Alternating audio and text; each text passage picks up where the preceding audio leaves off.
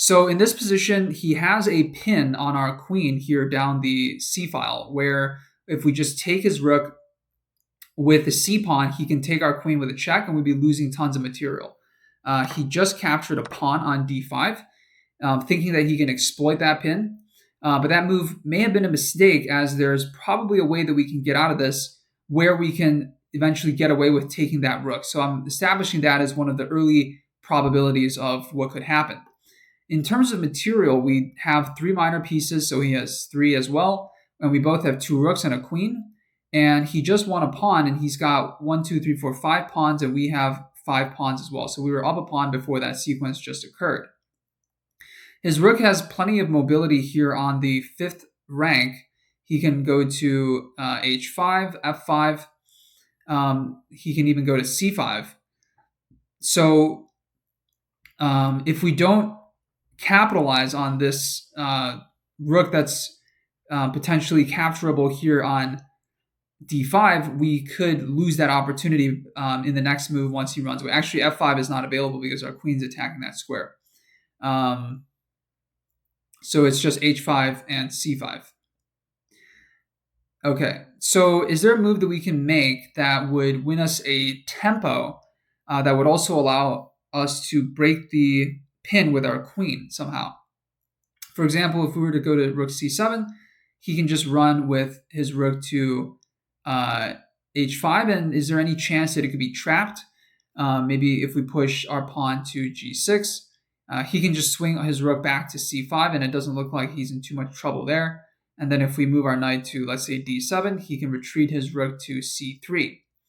Another idea is that we can bring our bishop to d3 and attack his queen. So that would be another candidate move that we would consider. But it looks like he can move his queen to c3, or he can move his queen to c5. And in both of those cases, he would maintain the pin of our queen down the c file, preventing that rook capture.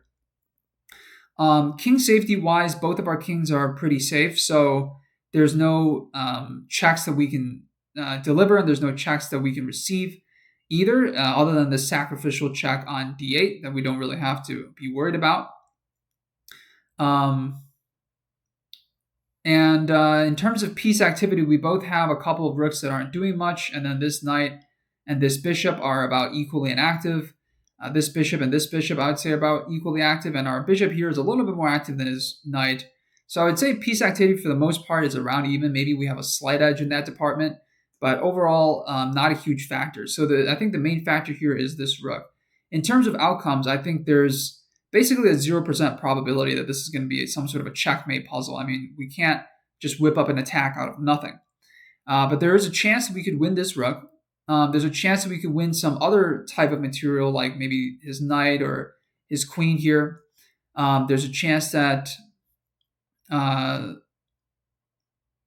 actually, I don't see a chance of winning any other type of piece. So I would say there's a 50, maybe even higher. I would say 50 to 70% chance winning this rook, 10% chance that it's winning this knight, and then 10% chance that we could possibly win this queen on c2.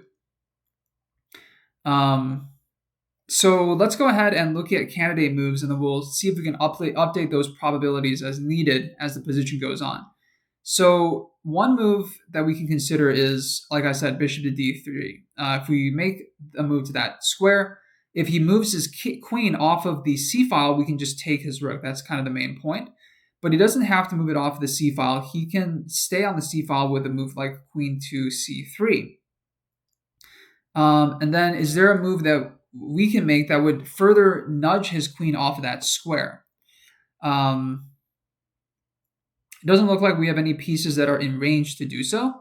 And I don't see a way that we can create any additional threats in that variation. Another idea is to bring our rook to c7. But then he can just run with his rook away. Let's say he can run to c5, and let's say that we do both of those things. Okay, let's say we go bishop d3, he goes queen c3, and then we bring our rook to c7 after that, and then he goes rook c5.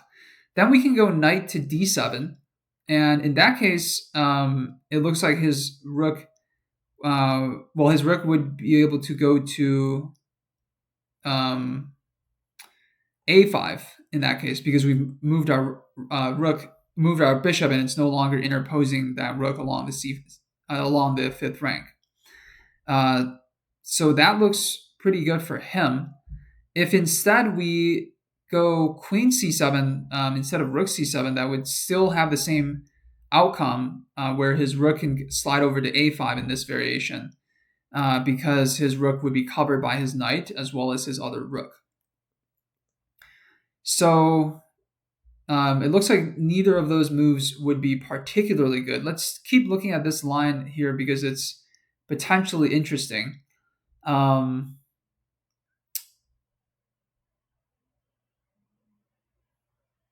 Getting our knight to d7 also would break the pin immediately. So that's one reason that we would potentially consider that move. In fact, if we go, let's say we go bishop to d3, and then he goes queen c3, and then we go knight to d7. Now our rook is defending our queen, so he would have to move his rook away from d5, and he can't go to c5 because our knight's guarding that square. So in that case, he could maybe run his rook to f5 because the contention of our queen to that square has been broken. But maybe we have, in that case, bishop takes d4, and this puzzle is already getting kind of crazy, with the idea that if he were to take, let's say with a pawn, we could take on f5 and win his rook for a bishop. The problem is he doesn't have to take with a pawn. He can take with a knight, and his knight would then be guarding the rook on f5, so that we would just be losing a bishop straight up. So that doesn't look particularly good for us. Bishop c4 is looks like a bad idea. His queen can just take it. So I got to be honest, I'm not seeing too many ideas in this position. So let's switch to talking about something else for now and see if we can recalibrate our perception a little bit by, for a moment, taking our mind off the puzzle. I've been reading a lot of spirituality books recently, including The Power of Now by Eckhart Tolle. And he is this influential spiritual teacher who actually just in the past year turned 77 years old. So he's getting up there in age. And I remember seeing a live show of his with Marianne Williamson in Los Angeles back in 2019. And he first wrote his book, The Power of Now, I think it was the early 2000s or the late 90s. So he would have been in his 50s when he wrote that. And he's been a spiritual leader for much longer than that. But before that, he didn't really have a bestseller book. He was just teaching people like in person, because he had this sudden awakening, a sudden moment of enlightenment when his ego collapsed under the pressure of the suffering that he was going through in his life. And he spent a couple years just like sitting on a park bench and having his mind be completely present to the moment. And I guess in the process of doing that, he may have talked to some people and gained some friends, and they recommended him to other people as this like spiritual guru. And then eventually he wrote this book that just documents what he learned through the process of answering people's questions and helping them to guide them into the light of presence. And one of the things that he talks about in his book is this idea of sinking into your inner body. This idea that we have this body that's not our physical body, but is our internal connector to like consciousness itself, to being, to the life force, whatever you want to call it. He also uses the word Christ to refer to this like one energy. I know that if you're a Christian, that might seem like a very unconventional concept, but he tries to tie in all of world religions together into one umbrella, in that they're all talking about this constant being. And you can access it yourself just by becoming very present to your body and how you're feeling in the moment. That's kind of the gist of what I've read so far in the book. I've just read the first half. I've actually read the book previously about 5 years ago, and I'm rereading it now and still finding a lot of like gems and insights in there. So that's just something I wanted to tell you guys about. Let's come back to the puzzle and see if we can find any other moves that would be interesting. So I still think that his rook's limited mobility along the fifth rank is something we could potentially exploit, especially the fact that he can't go to f5 where he would have additional mobility down the f file.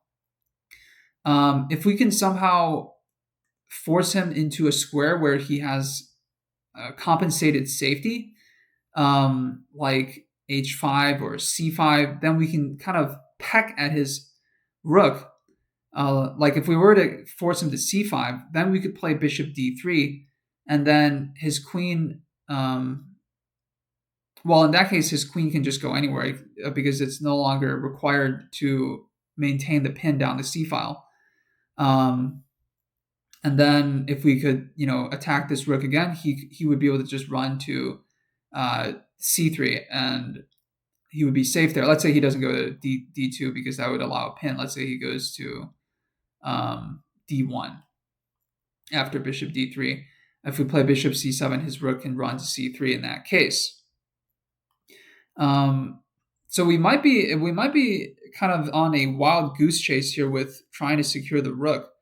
Even though that looks very, very high likely as the move right off the bat in the beginning. Which is why I'm still heavily considering making the move bishop to d3, even though I don't see a concrete variation. And eventually the move can kind of grow on you as you continue to look at the position. One move will eventually emerge as just the strongest looking move, even if you don't know for sure why it is correct. Just want to throw a couple more moves out there. If we go queen to e6 and hit the rook with the queen, again, he can just go to c5, and here he would be threatening to actually capture on c6.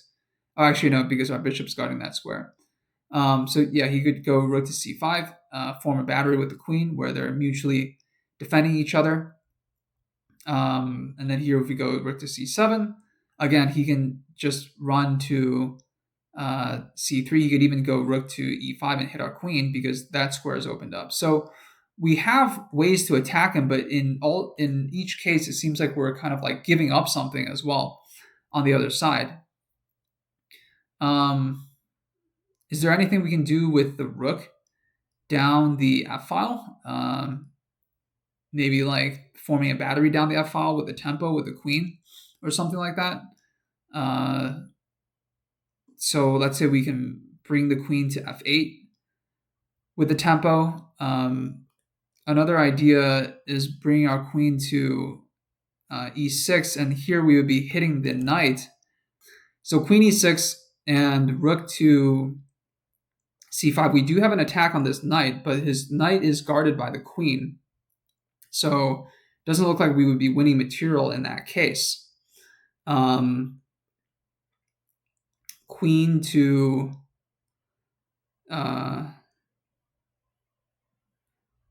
we do have a converging attack on f1 that looks kind of interesting with the bishop and the rook. If we can somehow combine that with breaking the pin here, that would again be very interesting. So if we go like queen to f8 or something, and then he would have to go somewhere else with his rook. He could bring his rook to f5 and return to defending along the f file. But let's say he doesn't do that. Let's say he goes to c5. Do we have a move like bishop takes d4 in that case? With the idea that if he just takes here, we give a check with our rook on f1, and that would be mate. But again, the only issue with that is he does have rook to f5 to guard against that. It looks like an interesting idea for sure, the one that we could potentially keep in mind. Is there anything else that we can do with this bishop?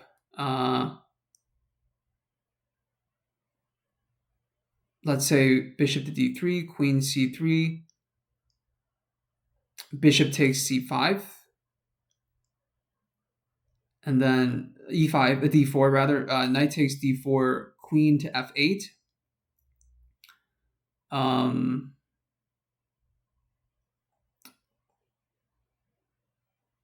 then he could just pull his queen back to e1, and it looks like everything would be covered because he would have 3 defenders on f1 compared to 3 attackers on our side. So that move doesn't look like it would be sufficient to break through his defenses. Yeah, there's a lot of good moves that we can make. If this was just a game, I would just play bishop d3 just to pester his queen, put our bishop on a better square. The other issue with that move is it does remove a defender on c6, which could potentially come back to haunt us at some point. I mean, currently it's well defended with our knight and our queen. If you notice, I do like to draw green arrows for our pieces attacking defense on a square, and then I like to draw red arrows for his control of certain squares, and then yellow arrows I use for movement for both colors. I also occasionally will use a blue arrow, how do you draw blue again? Alt? Yeah. To point out if something is neutral. So if it has an equal number of attackers and defenders on it, I'll highlight it with a blue arrow. Okay, so we've established also that moving the knight will connect our rook to the queen, but it blocks off the queen's effect on the f5 square. This pawn on e4 is also hanging right now because he just took away its defender. So if we don't do anything, he could play bishop takes e4, and he's got this battery along the b1 to h7 diagonal that's working against us. So that's another reason why maybe playing bishop d3 initially would be a good idea. So we're 17 minutes in now, and I'm guessing this puzzle is going to be a multi-mover. So let's go ahead and commit to bishop d3 as the first move, and then see what he does and see what we can do from there. Okay, so it is the first move, and then he goes queen c3 as we had expected. So this move has now added a defender to e4, so we don't have to worry about losing that contention over that square now. Looking at this sacrifice again on d4,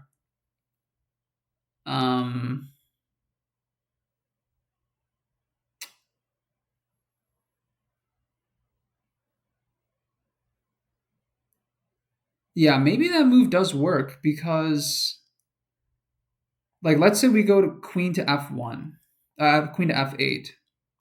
He would have to then move his rook. And then his rook can go to f5. That's a problem. So what if we take on d4 first? Then he can take back with the rook and get his rook out of trouble. And then queen f8, queen e1. So it looks like that currently doesn't work, but I wouldn't completely rule it out yet. There's also the idea of bringing our queen to g4, and now we're threatening to give a check on d1. And in fact, that check would be very, very dangerous for him. He would have to bring his king to f2 because bishop f1, queen takes f1 is mate.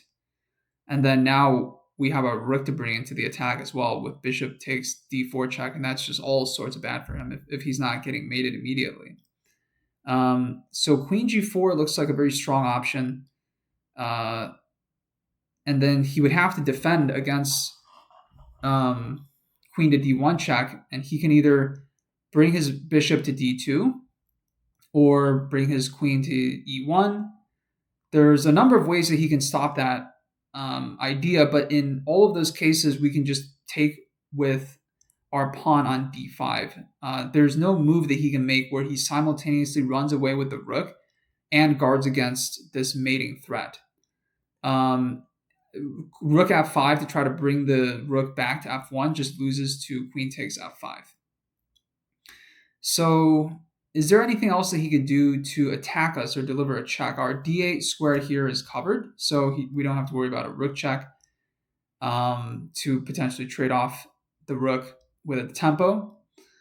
Our king, as we established earlier, is very safe here on g8.